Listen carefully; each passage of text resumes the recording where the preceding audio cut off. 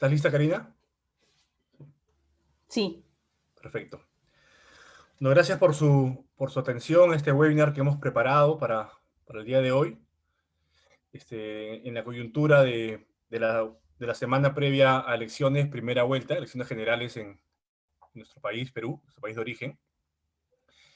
Perú Securities, si bien es cierto, no vende sus programas de capacitación financiera únicamente a Perú, también lo vende a otros países de la región.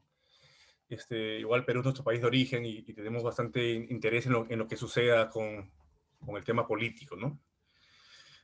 Aprovecho también comentar que esta charla se desarrolla también en paralelo con el lanzamiento de nuestra red de comunidad alumni, en la cual ya tenemos más de 500, digamos, miembros, ¿no?, de la comunidad. Hacia el final del webinar vamos a hacer un sorteo entre los miembros de Alumni Perú Securities de un libro. Entonces a los exalumnos les deseamos suerte para el sorteo. Es un libro financiero de buena calidad.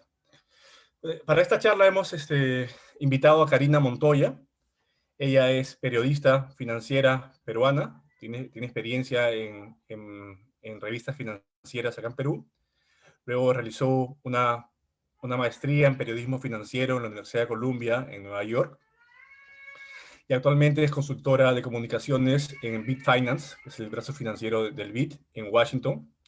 Y además, multifacética ella, ha empezado hace un tiempo una plataforma que se llama ¿Quién me representa?, en la cual brinda herramientas para un voto informado, ¿no?, que es muy útil en esta coyuntura. Sin más preámbulo, le doy pase a Karina para que nos dé su charla, y hacia el final también hay tiempo para preguntas. Pueden mandar sus preguntas por el chat o por los mensajes del Facebook, o también el WhatsApp que se les comunicó cuando se registraron al evento, ¿no? Dale, Karina.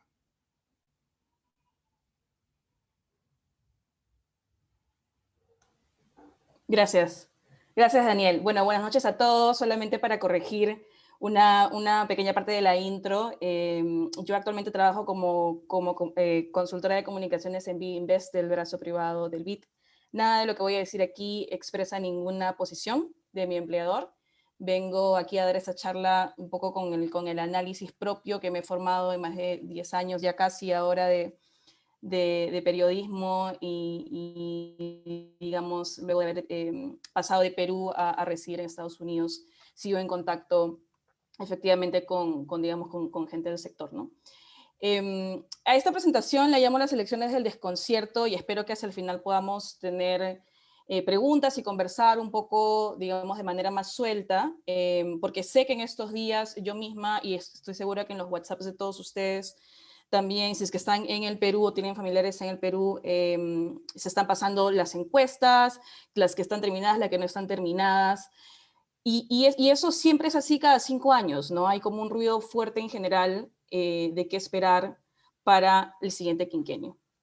Entonces hay dos cosas que quisiera conversar aquí y espero que los insights que les comparta les sean útiles también para poder evaluar si es que todavía no han decidido su voto, evaluar esa decisión o también en todo caso tener tal vez un poco más de tranquilidad de cara a que cuáles son esos aspectos a los cuales hay que prestar atención más allá del ruido, que ese es un poco un leitmotiv que tengo yo también en la propia cobertura de temas que he hecho en mi carrera, ¿no?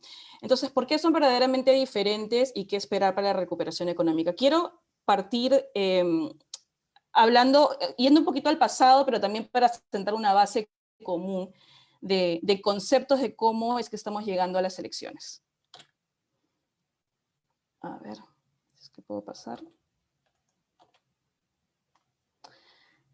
Así empezamos, y yo recuerdo claramente que en ese momento, bueno, estaba en Estados Unidos y de Perú se hablaba muchísimo del ímpetu con que comenzaba el plan para poder enfrentar la pandemia, ¿no?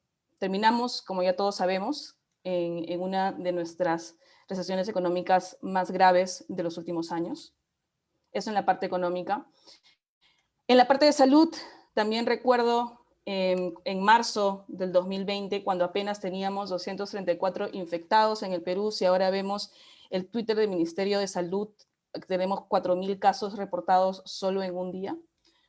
Así que un poco para partir de cómo tal vez en ese momento no pensamos que iba a ser tan grave, y también cómo esta semana vimos una reciente nota, un reciente research publicado por Financial Times, en el que Perú básicamente está posicionado en los primeros lugares de exceso de fallecimientos comparados con los últimos 12 meses, que básicamente lo que hace es reflejar el golpe masivo y brutal que estamos viviendo actualmente, ¿no? Entonces, ahorita se está hablando mucho de Brasil, ¿no? Hay muchos titulares de Brasil, pero si uno ajusta las cifras en estos 3 indicadores, creo que tenemos motivos para sentirnos como nos sentimos, ¿no? Y más adelante quiero expandirme un poco en la agenda de demandas sociales y por qué tiene la gravedad que tiene. En política, no sé si ustedes lo recuerdan, pero a finales del 2019 hubo como esta explosión de protestas originadas en Chile, luego fueron escalando a otros países.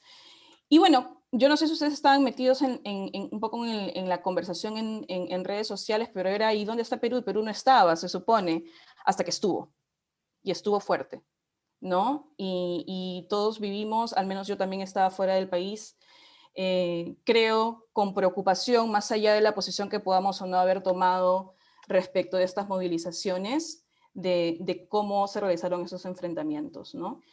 Entonces, tenemos estas 3 cosas, ¿no? El ámbito económico, el ámbito de salud, que es slash social, y el ámbito de la política.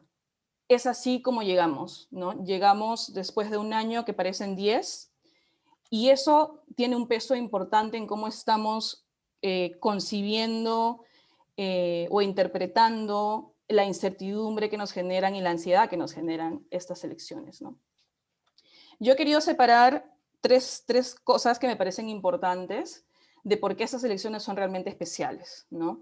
Y seguramente lo han estado leyendo, si es que no lo han leído ya, reportajes que han estado saliendo sobre el tema de la gran apatía política, lo hemos visto en la fragmentación del voto, pero creo que hay aparte 2 cosas importantes que no sé si es que se ha entrado en suficiente detalle, y quisiera hablar de eso, que uno tiene que ver con la agenda global de preocupaciones y un fuerte cambio generacional que no es algo de hoy. Ok, pero voy a partir entonces de las 2 esquinas y luego vamos a ir a la agenda global de preocupaciones. La gran apatía. Esto, si es que hemos estado atentos a algunas lecturas de politólogos peruanos como extranjeros que un poco tratan de explicar el fenómeno de partidos políticos o de vaivenes políticos, si me corrijo, en América Latina, es que creo que en el caso particular de Perú los años sin partidos nos están pasando factura, y nos están pasando factura en el peor momento, ¿no? Hace poco salió una nota en Reuters que me pareció muy buena, que la tengo acá de imagen, pero creo que hay también 2 cosas importantes que nos van dejando como lección estas elecciones específicas frente a lo que hemos vivido anteriormente. ¿No? Esta es la primera vez en una década que no tenemos un claro favorito en la recta final de las elecciones presidenciales o municipales. Y la dinámica creo que hasta antes de estas elecciones, de mi experiencia personal, y tal vez los que estén también aquí presentes puedan compartirla, la dinámica solía basarse, la dinámica en campaña me refiero, ¿no? Solía basarse en capturar el voto anti de un cierto candidato. Y con la fragmentación que tenemos y con la apatía política que estamos viendo de más de 20-30% de indecisos, esto es digamos, una estrategia que no va más, ¿no? Al menos es como yo la estoy dibujando. Ahora, un poco para mostrarles el argumento, ¿no? Creo que la excepción digamos, estos últimos 10 años ha sido las elecciones municipales del 2018, ¿no? Donde sí no empezamos con un claro favorito tampoco hacia la recta final, pero se fueron acomodando, digamos, las preferencias y se logró converger, ¿no? Finalmente en un partido y un candidato. El 2016 sí teníamos un claro favorito y en ese momento era Keiko Fujimori. En las elecciones del 2016, y si vemos ahí la gráfica, tenía un núcleo duro de votantes, ¿no? Y se creía que estaba casi destinado a crecer, ¿no? Hasta que pues, se dio lo que pasó, la estrategia del voto anti, ganó Pedro Pablo Kuczynski, pero ganó por nada. Y no sé si ustedes recuerdan el discurso en ese momento del país dividido, ¿no? Que es una cosa que luego me parece curioso que también se haya vivido en Estados Unidos esa misma narrativa, ¿no? Y desde entonces ya se advertía la preocupación sobre esa división, ¿no? Y el peligro de que nuestra votación sea siempre guiada por el anti-algo, ¿no? 2014, cuando todavía existía el APRA, también vimos al menos a un candidato crecer y capturar algo del voto indeciso. No teníamos el nivel de indecisión que vemos ahora. Recordemos a Enrique Cornejo, que casi triplicó su intención de voto hacia el final, aunque igual perdió, pero es que veíamos alguna tendencia, ¿no? El 2011, creo que no podemos olvidar el efecto de la gran transformación, Ollanta Humala, llegando a las elecciones como una cara conocida, tras haber perdido en la primera campaña, ¿no? de 5 años atrás, y se convirtió, pese a que Keiko todavía era sólida, en un rival importante, ¿no? Y vemos cómo quedó luego dividido las votaciones al final. No sé si ustedes recuerdan esta famosa frase de Mario Vargas Llosa entre SIDA y el cáncer de SIDA, y casi ahora un poco la narrativa es, bueno, el mal menor, ¿no? Entonces es cierto que esas elecciones son distintas en términos de la apatía, pero en términos de las narrativas es casi como si se estuviera exacerbando cosas que ya hemos venido viviendo en la última década, ¿no? Quiero pasar entonces ahora a la parte de cambio generacional. Generación Bicentenario.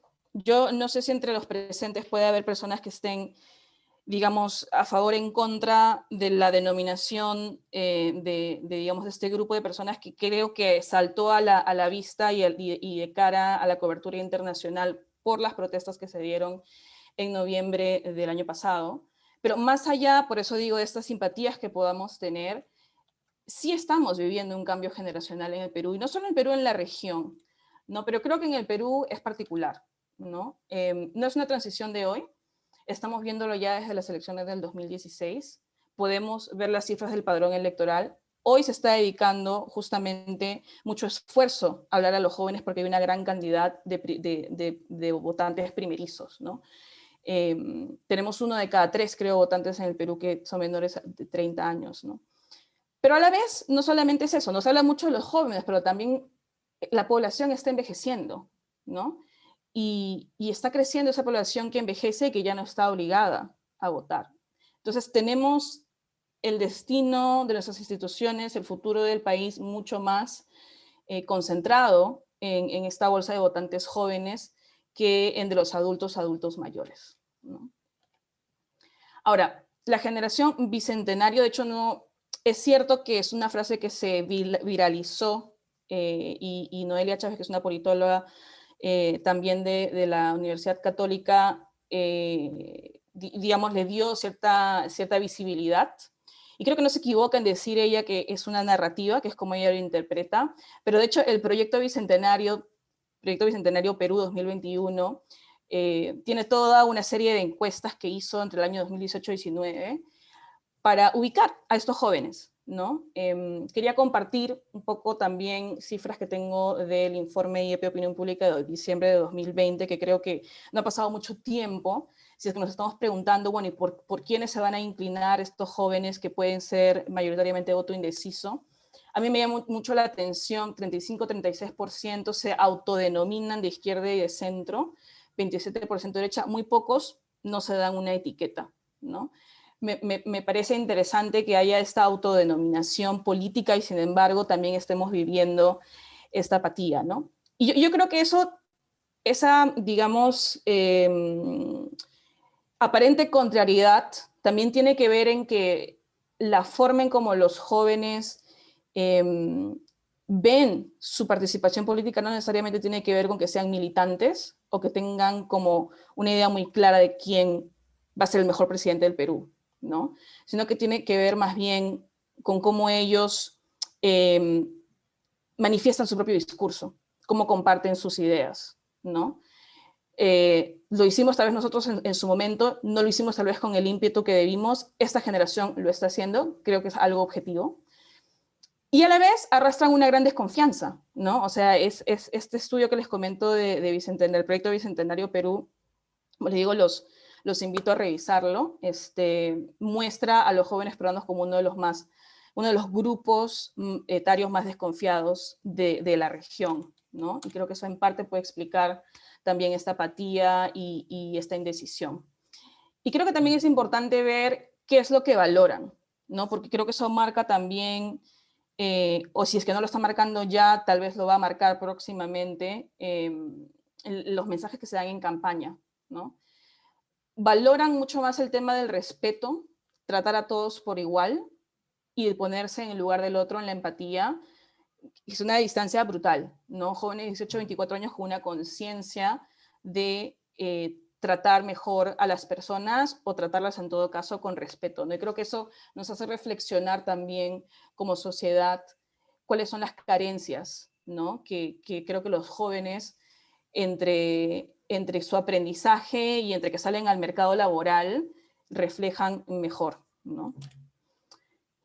Y en paralelo a esto, que es esta apatía, pero también estas ganas de participar o de auto-identificarse de manera política, hemos visto una explosión de activismo ciudadano digital, de la que yo soy parte o estoy todavía en construcción en esa parte, porque digamos es una plataforma que quien me representa es una plataforma relativamente reciente, pero que queremos impulsar post elecciones. No estoy definitivamente dentro del grupo de los jóvenes, pero creo que esta explosión de activismo ciudadano sí está marcando una pauta importante, o sea, lo estamos viendo en las noticias.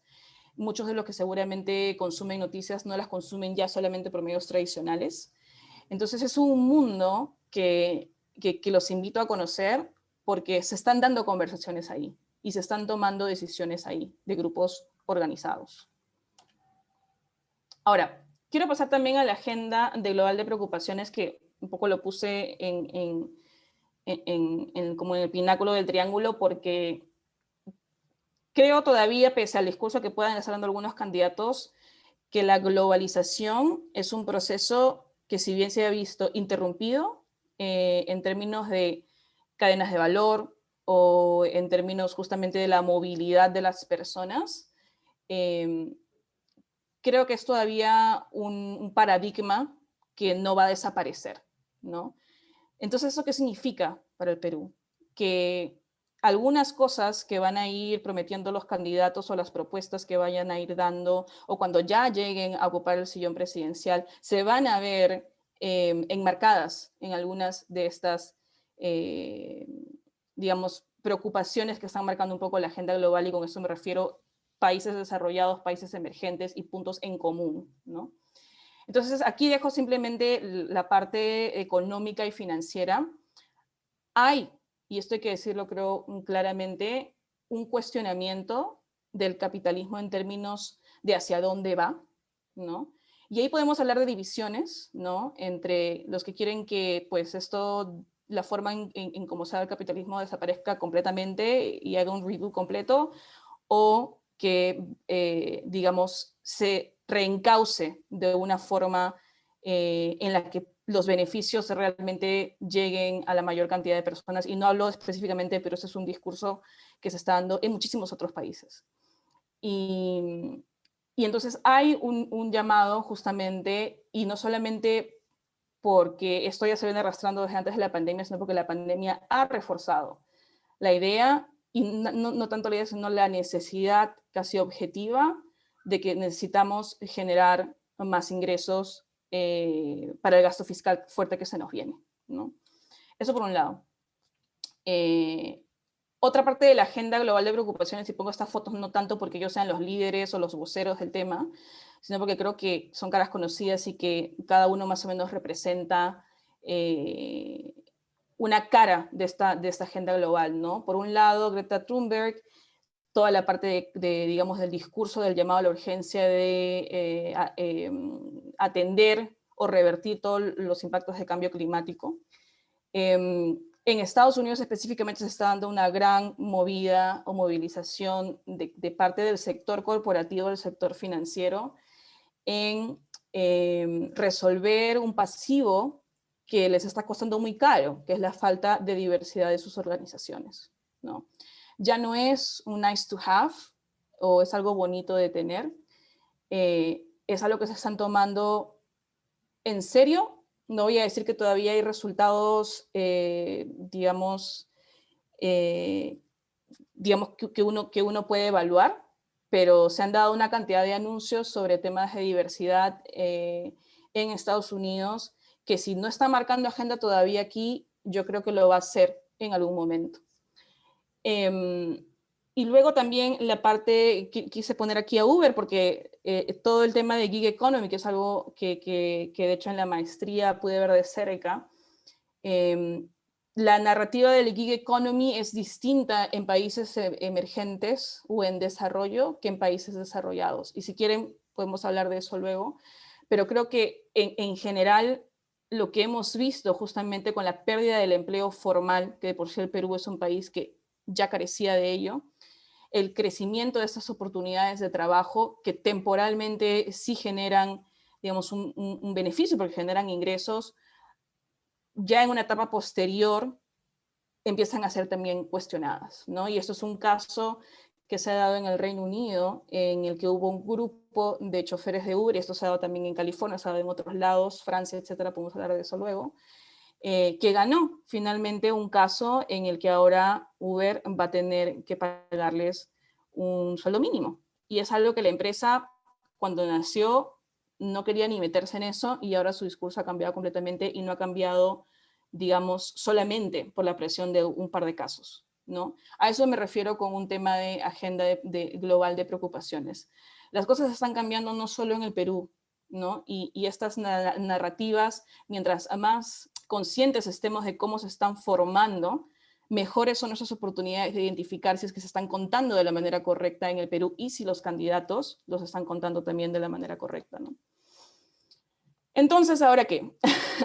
Ya yendo a materia de las elecciones, quería solamente repasar un poco las encuestas, porque creo que lo único que queda claro de las encuestas, entre, digamos, el mayor o menor prestigio que puedan tener, es que tenemos diferentes fechas en las que se ha captado la intención de voto, diferentes metodologías, y nos impide hacer proyecciones que nos sirvan realmente para tomar una decisión. De hecho, hay una parte digamos, del discurso de periodistas, de otros analistas, que las encuestas pues no tienen a uno que moverle la decisión para nada, porque uno debería votar, se supone, con una convicción de cara hacia el partido, de cara hacia el candidato, etcétera, pero let's be honest, eso realmente no sucede en el Perú, y las encuestas importan, ¿no? Entonces hay también una discusión de si se deberían o no deberían seguir difundiéndose encuestas de manera pública en este tramo digamos, de la carrera, porque de todas maneras se están dando y se genera toda una red de fake news. Entonces, un poco para tomar la foto con la que me quedaría por el momento, creo yo, formalmente, serían estas encuestas que han salido, las últimas 4 que salieron, digamos, que se podían difundir. ¿Y qué es lo que nos dicen, no? Tenemos caras en comunes, no todos están en el mismo lugar, ¿no? Y por supuesto que hay candidatos que han elevado más la notoriedad de una encuesta sobre la otra, dependiendo de en qué lugar los colocan, ¿no? Pero digamos, entre estos diferentes sitios o posiciones en que los candidatos están, antes de hacer las proyecciones, creo que hay que considerar 2 cosas, ¿no? Que la intención de voto, como está medida, puede arrojar resultados distintos dependiendo de la metodología, ¿no? No es lo mismo un simulacro con cédula hacer las preguntas de manera telefónica. Y regresando al punto de la apatía política, la alta cantidad de indecisos y la fragmentación del voto también ha hecho que los debates, al menos desde mi perspectiva, conversando con personas, yo llegué a Lima hace poco, los debates han tenido algún impacto, ¿no? Entonces, las encuestas que no han logrado capturar digamos, ese impacto van a diferenciarse entre sí. Entonces, por eso digo que no son comparables al 100%, ¿no? Evidentemente, por todas estas cosas que menciono. Pero creo que hay algunas conclusiones que podemos sacar, aunque no haya claros favoritos, y aquí podemos entrar en discusión. Genial, hagámoslo cuando termine, si es que se puede, y si no, yo me quedo más o menos con esta figura, ¿no? Evidentemente, Johnny Lescano tiene un poco cautivo. De lo que he revisado, está en descenso, hablando de Soto ha subido, que Keiko Fujimori parece estancada. Hoy se han estado circulando otras cosas que demuestran lo contrario. No le doy crédito, porque digamos todavía no he podido corroborarlo, pero ahí estamos, ¿no? Verónica Mendoza parece crecer hasta el primer debate en la encuesta de Ipsos El Comercio. En el resto de las encuestas en verdad hay resultados muy distintos y creo que hace difícil entender hacia dónde iría.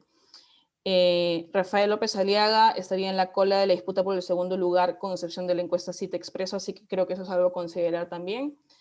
Pedro Castillo en esas encuestas no figura en el top, como digo, en lo que se ha venido circulando no es lo mismo, pero sí es un hecho que ha crecido significativamente, ¿no? Entonces, el peligro justamente de tener indecisos durante tanto tiempo y el hecho de que nosotros no votamos por convicciones, sino casi estratégicamente, y no solamente en el proceso, se hace en muchos lados, hace que estas encuestas sí le muevan la aguja de la decisión a la gente, ¿no?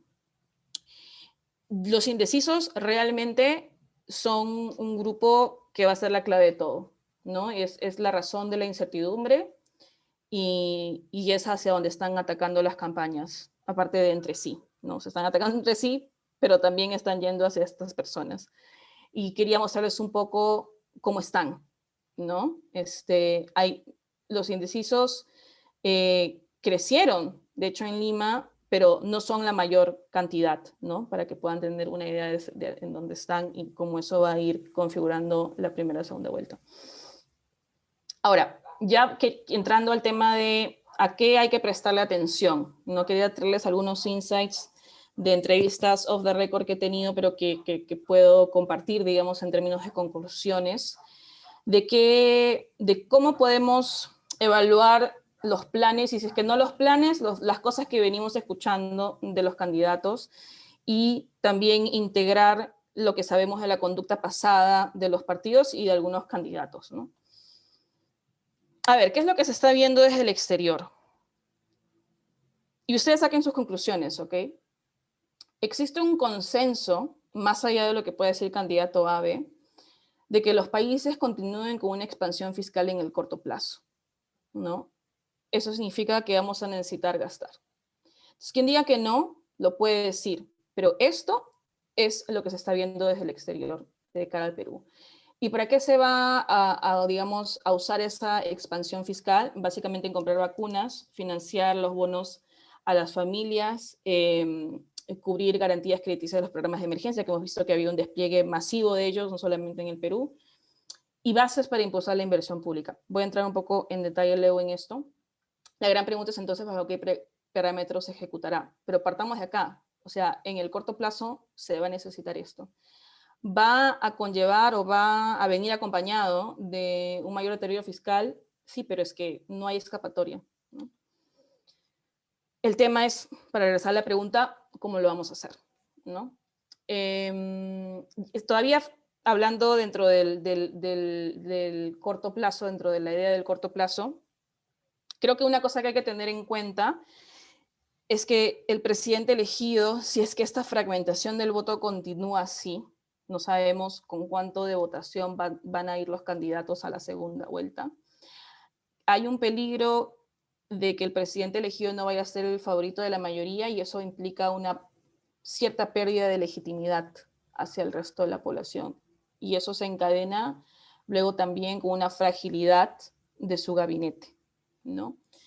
Entonces, más allá de que la idea de que la sensación de incertidumbre no nos ayuda a decidir nuestro propio voto, se da este escenario, ¿no? Y creo que es algo que están viendo los analistas de research en macroeconomía, del tema de la legitimidad, ¿no? Entonces, si es que este va a ser nuestro escenario inevitable, en el corto plazo, ¿qué puede significar esto para nuestra estabilidad en todos los ámbitos? ¿Okay? No solamente me refiero a la económica en el sentido de política económica. Algo que me dijeron es que pues habrá que dar señales claras de que se va a apoyar la independencia de instituciones y que la relación con el Congreso va a ser diferente. O sea, la relación con el Congreso, entre el Ejecutivo y el Congreso, ha llamado la atención poderosamente fuera del país. Y esta vez o cambia, y si no cambia, pues lamento decir que tal vez estemos condenados nuevamente a vivir en estos vaivenes que vimos en los últimos 5 años. En el mediano y largo plazo, yo creo que los retos de mediano y largo plazo, digamos, del feedback que he podido reunir, evidentemente son mucho más difíciles y por el efecto de la campaña política, en el que uno no dice las cosas completas porque está en campaña política, es imposible, siento, que los candidatos entren en el detalle de las cosas, de cómo van a enfrentar los retos de mediano y largo plazo. Y por eso hemos visto tanta concentración en los retos de corto plazo, ¿no? Vacunas, bonos, el tema de ampliar el acceso a financiamiento, porque estos son los retos de los que todavía no se pueden hablar en concreto hasta que uno llega a sentarse en el sillón presidencial y hasta que uno llega a ver las cosas como realmente son, ¿no? Y en el mediano plazo creo que tenemos que tener en cuenta que hay dos cosas, ¿no? Dos cosas, pero que en verdad se relacionan con una, que es que tenemos que ordenar nuestras finanzas públicas, ¿no? No solo Perú, varios países nos hemos pasado de la meta de déficit fiscal, así que tenemos un pendiente ahí y también tenemos un pendiente en no seguir disparando la deuda. Y para eso hay un ingrediente clave que será reforma tributaria. Así que yo diría estas tres cosas, si es que todavía están evaluando decisiones, ver de qué manera las están enfocando y aquellos que no lo estén enfocando para nada, pues tenemos un problema, ¿no? Y siguiendo con el largo plazo, también muchos países están esbozando planes de recuperación post-pandemia que incluyen temas que van desde transición energética hasta más financiamiento a las mujeres. Lo estamos viendo en América Latina, lo estamos viendo en el Reino Unido, lo estamos viendo en Estados Unidos. Acaba de salir un paquete de trillones de dólares en infraestructura. Va a haber un impulso muy fuerte en energías renovables, cosas que se están moviendo, cosas que en algún momento, ya sea porque alguien escribe una columna o ya sea porque el que va a hacer research para el BCR o el MEF lo ve, esas cosas se van a incluir, al menos de cara a las narrativas, ¿no? Pero claro, más allá de esta agenda, para el Perú hay una cosa más básica todavía, ¿no? Que es un salto en la mejora de la productividad y en impulso a la inversión pública, que es un poco lo que mencionaba en el reto de corto plazo de sentar las bases para eso, porque de cara a cómo está ahora el sector privado, históricamente ha sido la inversión pública la que lo mueve, ¿no? Porque, digamos, es un fenómeno económico y que se da sobre todo en recesiones fuertes, y digamos con las entidades o los agentes económicos ya habiendo asimilado el hecho de que va a haber un mayor uso de espacio fiscal. Esta es una pata de cómo ese espacio fiscal se esperaría usar, ¿no? O los agentes económicos esperan que se use de esa forma. Y una cosa importante que creo que va atada también con esta agenda de preocupaciones global, que ya no solamente se fija en uno, sino en 2, 3, 4 temas que tienen que ver más con la agenda social. Una cosa interesante que me dicen los analistas es que la agenda social es realmente lo que les está moviendo las agujas en sus análisis digamos, de macro, ¿no? Y esto, digamos, no es algo nuevo. Ya en el Perú, BBVA, otras entidades han tratado de hacer indicadores que puedan darnos una mejor vista de cómo las crisis sociales, las crisis políticas, al menos en el caso de Perú con la Bayato, marcan la pauta, digamos, de la confianza en inversiones o de la confianza en el consumidor, ¿no? Pero ya en estos momentos no estamos hablando tanto de eso, sino que estamos hablando de la agenda social en términos de demandas sociales. Ya no tanto en términos de crisis política, sino de crisis social, porque creo que es importante partir en esta discusión de eso, ¿no? Hay una agenda de demandas sociales que tal vez para no todos significa lo mismo, pero de que hay, la hay, ¿no? Y quería dar rápidamente el ejemplo de Chile porque me lo mencionaron varios analistas, ¿no? De cómo es interesante el punto en el que pasó Chile, de haber sido el que lideraba, digamos, toda esa explosión de protestas, haber pasado justamente a hacer una votación que generó ahora otra votación que se ha postergado, justamente para cambiar su constitución, ¿no? Y aunque hay una discordia sobre este tipo de reforma, lo que sí hay es una claridad del canal que se va a usar. O sea, ya se dio la votación, ya se va a hacer. Ganaron los que ganaron, ¿no? De cara al exterior, definitivamente es una buena señal que se tenga claridad sobre ese canal. Ahora, lo que vaya a venir después es otra historia, pero en este momento la señal es positiva y eso hay que sumarle, digamos, que el país está encaminado también hacia la inmunidad por su campaña de vacunación, que si no han visto las noticias está siendo bastante exitosa, pese a que ahora han tenido un disparo de casos, pese a que había un nuevo confinamiento, digamos, el analista está viendo de que esto es una cosa temporal porque las vacunas van a seguir avanzando, ¿no? El descuido de las personas frente a las campañas de vacunación cuando perciben que ya están cerca de vacunarse o que ya se vacunaron y digamos, dejan de tomar las precauciones, está dando en todos lados, incluyendo en Estados Unidos, ¿no? Ya para ir cerrando, quería comentar cosas que no se van a repetir, ¿no? Y por eso creo que estas elecciones, y no lo digo yo, lo dicen, digamos, otros analistas, historiadores, economistas, son tan importantes, no solamente por todo lo que se tiene que reconstruir, no solamente por toda la agenda de pendientes que tenemos, sino también porque estructuralmente hay cosas que no se van a repetir, ¿no? Y esas dos cosas es la juventud, ¿no? O sea, toda esta idea de los jóvenes y que no sé cuánto, para el 2040 hay una proyección de la población mayor de 60 años supere a la población menor de 15 años en la región.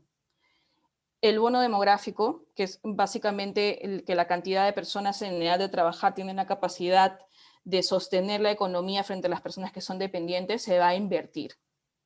Entonces, ¿esto a qué nos lleva? Indirectamente, aunque no está mencionado acá, a pensiones. Y todo lo que está pasando con pensiones no solamente impacta en la parte, digamos, de costos de financiamiento o de profundidad del sistema financiero, de mercado de capitales, impacta también en esto, ¿no?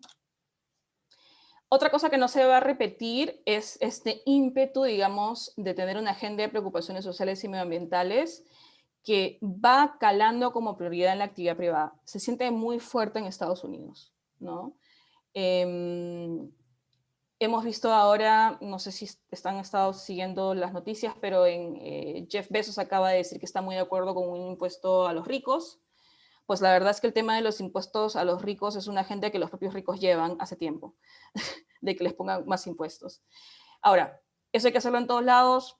Yo no tengo un análisis sobre eso, pero lo que es real es que este ímpetu de tratar de llevar una actividad privada o de negocios que no ignore, más allá de que no ignore, que de hecho incorpore como pilares preocupaciones sociales y medioambientales, es una discusión muy seria en mercados desarrollados, aunque es cierto que todavía es muy temprano para decir que hay resultados palpables, ¿no? Pero sí es cierto que cuando uno pone en orden todas estas noticias y todas, digamos, estas narrativas, discursos, artículos, etcétera, de los mensajes que están dando, digamos, los principales actores de diferentes sectores, desde el financiero hasta el sector real, se siente este mensaje muy fuerte, ¿no? Y esta es la ventana, o sea, la ventana de la reconstrucción post-COVID es donde se van a consolidar estos conceptos. No es que vamos a ver esto de nuevo, pues tal vez sería en la siguiente crisis que esperemos no sea pronto. Entonces, digamos, de ahí un poco mi análisis de este ímpetu que no se va a repetir, sino que se va a ir consolidando. Quería cerrar solamente con darles unas recomendaciones de a qué personas seguir, si es que están en redes. Creo que, ellos nos van a dar comentarios interesantes de cara a cómo se han movido las encuestas y de cara a cómo compararlas con los resultados de la primera vuelta, ¿no? Y creo que muchos tienen mapeados incluso también planes de gobierno. Creo que son personas que, por supuesto, que tienen opiniones personales, pero las separan bastante bien de su análisis, ¿no? Y con eso cierro. Y les pregunto, pues, ¿ustedes qué piensan? Si es que hay preguntas. Muchas gracias. Gracias, Karina, por la charla. Tengo algunas preguntas. Antes de las preguntas, un comentario breve, ¿no? Yo creo que parte de la de la apatía que vemos en esas elecciones, que se traduce, por ejemplo, en la gran cantidad de indecisos, o no sabe, no opina, creo que está asociado a la crisis sanitaria que tenemos, ¿no? La cantidad Totalmente. de muertes que llevamos, muy lamentable, hace que muchas personas no estén pensando tanto en el mediano plazo, sino están pensando en el día a día y ese sufrimiento que tienen que esperemos que acabe, ¿no? Que esperemos que acabe, que parece una pesadilla y pasan las semanas y seguimos igual, ¿no? Seguimos en este hoyo. Como tú has Sí, no, puesto no, tu... y solo para agregar, Daniel, que justamente eso es lo que creo que le da mucho más peso al argumento de que la agenda de demandas sociales en el corto plazo va a ser una cosa muy importante, ¿no? No solamente por un tema político, sino porque es un tema real de la vida de la gente. Ujú. Sí, claro. Esperemos que acabe pronto, pero aún no acaba, ¿no? Bueno, una pregunta asociada a las demandas sociales tengo es que, a ver, las demandas sociales, o cualquier demanda surge porque hay una expectativa, ¿no? Porque si no hay expectativa, qué vas a demandar, ¿no? ¿Qué vas a reclamar? Seguramente en Chile las expectativas de la población eran altas y bueno, y surgió lo que surgió, ¿no? Entonces, creo que un punto a considerar también, y quiero saber tu opinión, es cuando uno escucha a los candidatos, es saber qué van ofreciendo, ¿no? Cuál es su discurso y si ofrecen A, B, C, D, E y F, y luego llegan al poder, llegan al gobierno y claramente no se puede cumplir todas esas propuestas, eso podría de repente acrecentar más la frustración y por lo tanto las demandas sociales, ¿no? ¿Qué opinas al respecto, ¿no? ¿Y qué podríamos ver, en las propuestas para fijarnos en este punto? Claro, yo creo, sí, ese es el punto delicado entre cuando un candidato está ofreciendo A, B, y luego llega el gran reality check, que es lo que vivimos, o lo que al menos varios, ya mirando en retrospectiva, es como un poco se juzga al gobierno de Ollanta Humala, ¿no? De ese core fuerte que tenía esta cierta expectativa, y que luego no se vio cumplir en ellos, y luego hemos visto las divisiones que se dieron, que de hecho de ahí surge el partido de Verónica Mendoza también, ¿no? Entonces, sí, yo creo que va a ser muy fino, de cara a cómo quien llegue al Ejecutivo vaya a manejar la desilusión, porque es que el tema es que lo va a haber, ¿no? Entonces, ¿cómo haces el contrapeso, ¿no? Entre te prometí esto, pero por el momento no se va a dar, pero esto es la ruta que estoy marcando, ¿no? Entonces, creo que eso va a ser importante, por un lado, y no sé si todos los partidos lo tengan mapeado, ¿no? O sea, hay propuestas de partidos que quieren empezar a hacer un gasto fuerte. Nuevamente, el consenso es que sí va a haber un gasto fuerte, pero no necesariamente en las vías o las formas en cómo lo están proponiendo. Y eso tiene que ver con formas estructurales de cómo funciona el MEF, formas tan by the book como que no simplemente gastas si es que no generas, y eso tiene que ver con reforma tributaria, y esos tiempos no se van a dar todos a la vez, no va a haber una sincronía para eso, ¿no? Entonces, cómo se vayan a manejar, o sea, más allá de que se atienda, o sea, el atender la demanda social no es que te cumpla todo lo que me pides, sino cómo te doy a entender que la expectativa que tienes, eh, es cumplible, pero tienen que pasar estas otras cosas primero. Entonces, cómo se maneje eso va a ser muy importante, opino. Claro, ok. Una siguiente pregunta asociada a tu carrera, ¿no? Tu background sobre la prensa, ¿no?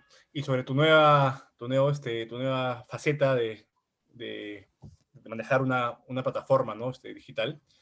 ¿Cuál crees tú que debería ser el papel de la prensa peruana y también de las redes sociales en las campañas políticas? Y si el papel actual está cumpliendo lo que se esperaría o tienes alguna crítica que realizar.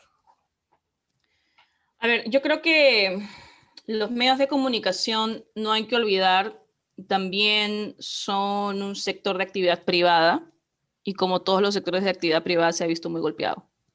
O sea, los medios hoy tienen menos gente, no están siendo pagados como lo eran antes. Eh, Hay incertidumbre, ¿no? Entonces se quieren hacer más cosas con menos manos y eso pues finalmente sí tiene un impacto en la calidad o en todo caso en todo lo que se quisiera abarcar como calidad, ¿no? La valla que uno tiene.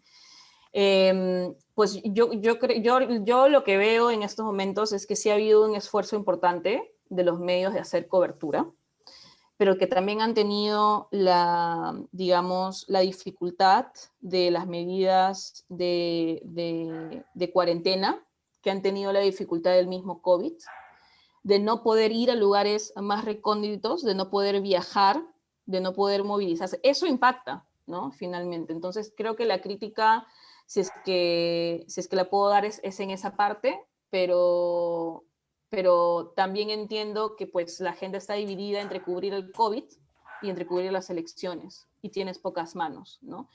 Entonces sí, definitivamente el rol es un rol que se ha visto tal vez limitado, pero que yo no percibo que no haya habido una intencionalidad de querer llevar este rol lo mejor posible, ¿no?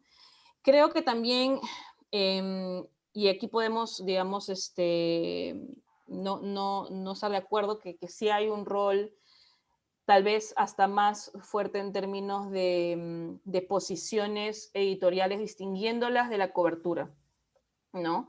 Pero también la cobertura en sí no es que no tenga una cuota de conclusiones que definitivamente tienen que inclinar la balanza a un lado a otro. No es simplemente esto está, esto es B. Es cuál es la conclusión de este tema. ¿Me conviene o no me conviene? ¿No?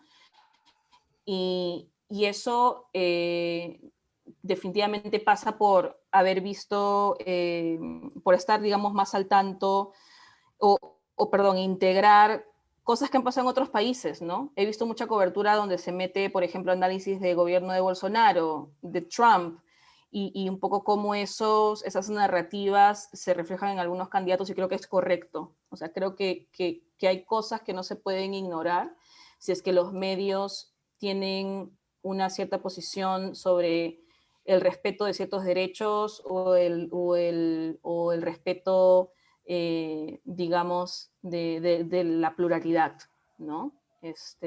Y si eso lo tienen que hacer visible, pues que lo hagan visible.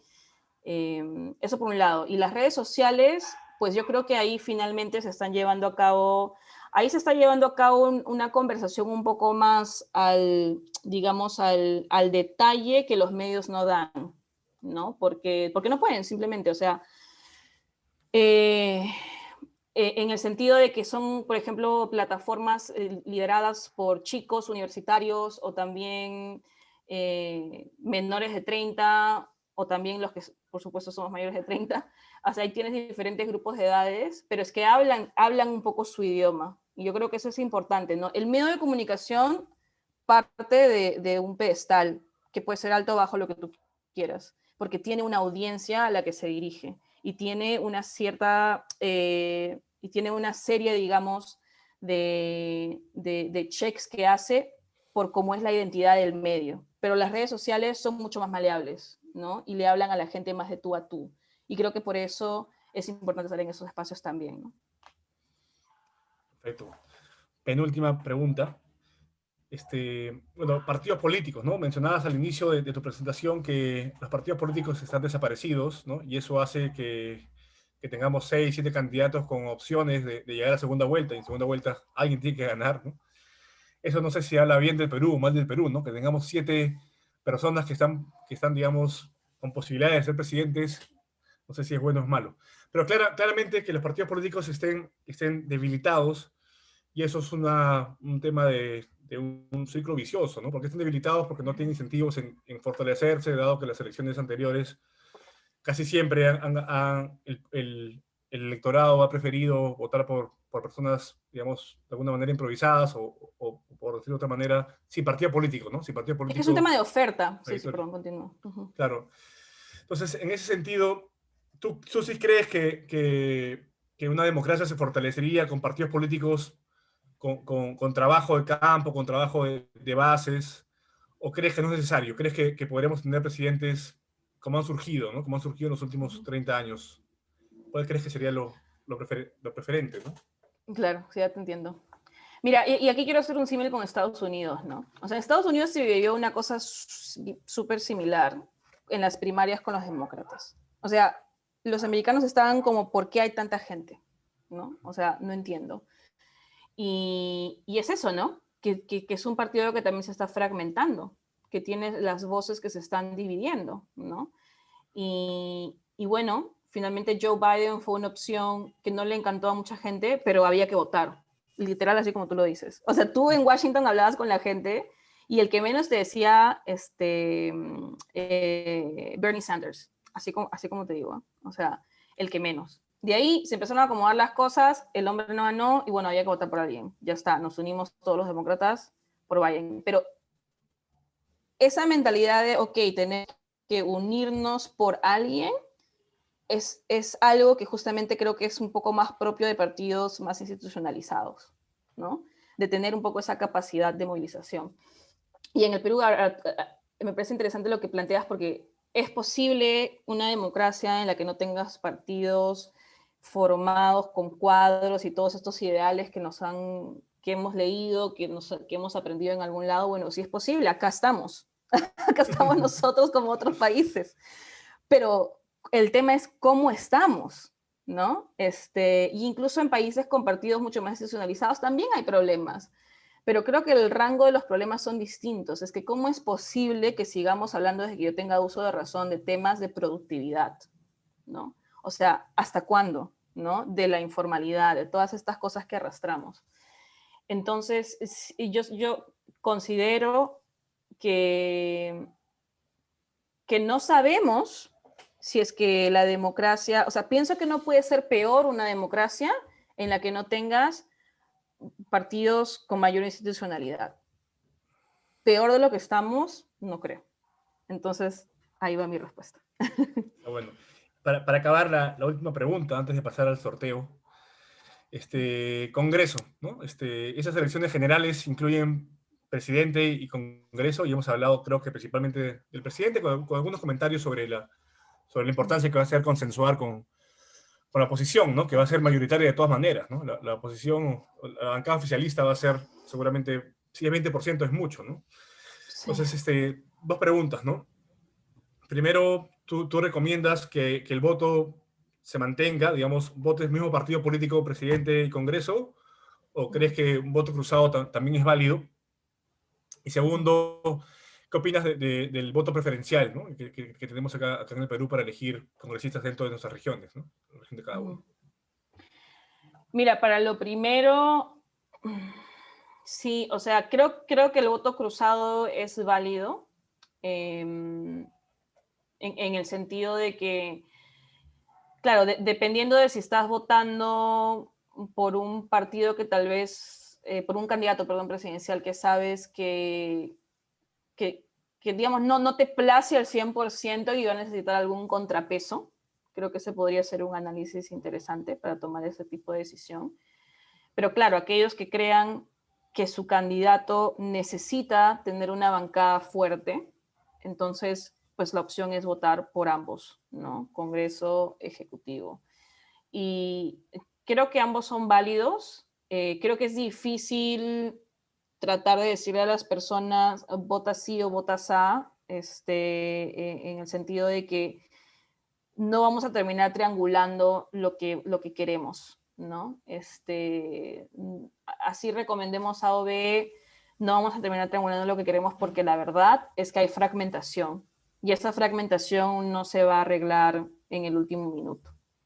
Entonces, aquí lo único que yo veo es, o sea, hay dos cosas, ¿no? Que el Congreso nos puede conducir nuevamente a este abismo en el que hemos estado en los últimos 5 años. Y eso es un extremo.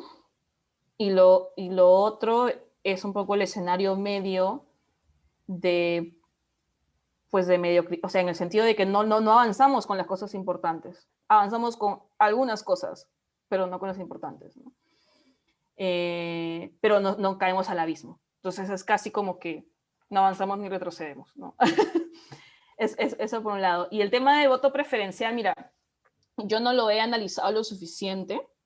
Sé que hay posiciones contrarias al voto preferencial y tendría que analizar por qué se dan, pero lo que yo entiendo de la utilidad del voto preferencial hasta el momento es que lo que ayuda es a, digamos, a delimitar las posiciones ya una vez que se cuentan, digamos, la cantidad de personas representantes de un partido al Congreso, quiénes son las que se quedan o se van. Entonces, si es que, sí, efectivamente, si es que no se hubiera usado de la manera en que tal vez se ha usado en ciertas campañas donde a la gente, donde parte de la campaña era pues dar dinero o era dar dádivas, etcétera, pareciera a simple vista ser un mecanismo en el que uno realmente pone a quien quiere poner, ¿no? Pero es que ese es en el mundo ideal de las cosas. Entonces no tengo suficiente análisis de eso, pero sí, y yo lo que creo es que si los mismos partidos que en su momento impulsaron eliminarlo continúan, probablemente vaya a ser un tema de agenda, pero no va a ser un tema de agenda inmediato, ¿no? Por todas estas cosas que ya mencionamos que hay que atender. Gracias, Karina, por tus comentarios, opiniones, han sido bastante útiles y espero que a toda la audiencia les sirva para formar o acabar de formar su decisión para este domingo, ¿no? Que va a ser una fecha importante para nuestro país. Ahora pasamos con Maffer, que nos va a guiar con el sorteo que tenemos para algunos participantes. Gracias, Karina. Muy buenas noches a todos y ya para terminar, como lo habíamos prometido, en agradecimiento a nuestra red de exalumnos, vamos a sortear unos libros Wiley a todos los alumnos que se registraron a nuestro evento. Así que voy a compartir mi pantalla para que podamos verlo en vivo. Y a ver. El ganador es Gustavo Soriano. En breves, terminando el live, me estoy comunicando contigo para hacerte llegar el acceso y las próximas coordinaciones. Agradezco a todos por su participación el día de hoy y les pido que puedan seguirnos en nuestras redes sociales, en Facebook, Instagram, LinkedIn y en YouTube. Próximamente estaremos haciendo un nuevo webinar. Muchas gracias.